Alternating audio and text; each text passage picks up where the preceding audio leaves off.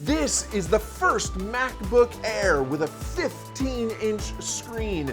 And I tease Apple's penchant for grandiose hyperbole, but actually this is kind of a no-brainer upgrade for some people. Let's check it out. Hi, I'm Andrew from Apt, and this is the MacBook Air 15. And if you're thinking that they just took the MacBook Air 13 and stretched it out a little bit, well, do I have some news for you. Yeah, you're right. You're kind of right. There are a few changes and upgrades here that I'll talk about in a second, but really that's what this is. A bigger MacBook Air 13, but that's kind of a good thing. Prior to this, to get an Apple laptop with a big screen, you had to spend way more to get into the MacBook Pro line. Now, you can have a big screen, and it's thin and light, and affordable. I mean, it's not cheap. This is Apple we're talking about. They don't do cheap.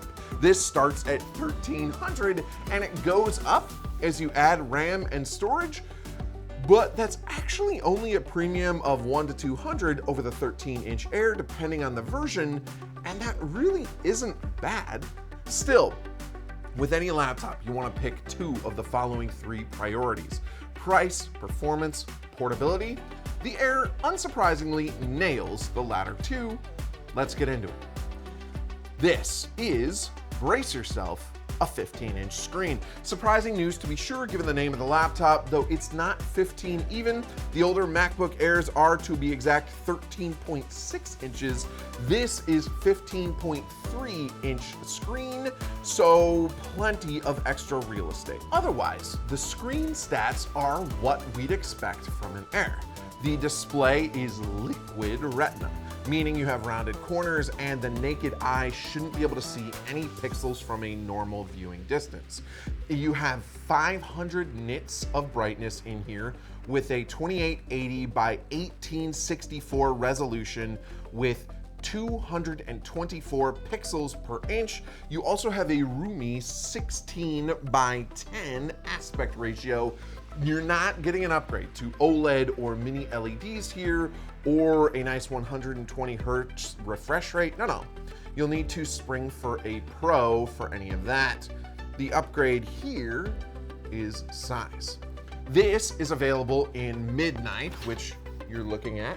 It also has Starlight, Space Gray, and Silver color options. Under the hood, and even under this hood, you've got a base of 8 gigs of RAM, 256 gigs of SSD hard drive. Neither is a big number. In fact, you can get stats to match that on a $500 PC laptop, and those are the stats on the $1,300 model here.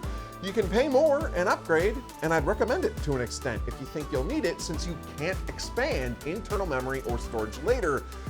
Though external hard drives will be cheaper than paying up for more internal storage at purchase, so you're paying for a premium for the brand to an extent. But other than, this shape on the front, Apple aims to make your buck have some bang in a few different ways. That generic $500 PC I mentioned, it probably has a middle-of-the-road processor at best. The MacBook Air 15 has Apple's proprietary M2, and this thing can fly.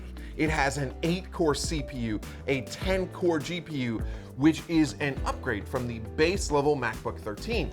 It has a 16-core neural engine for advanced machine learning tasks. Do word processing, open a bunch of tabs on your web browser, message someone with Slack, listen to music. Do it all at the same time. You can load up on basic tasks with this computer, and it should be able to handle all of them with ease and snap between them in a blink.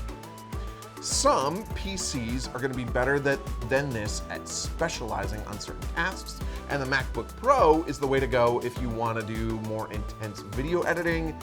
But this is one of the best pure all-arounders out there in laptop land. Oh, and it's fanless, so it should be silent, and this 15-inch screen fits in a body that's still pretty darn light.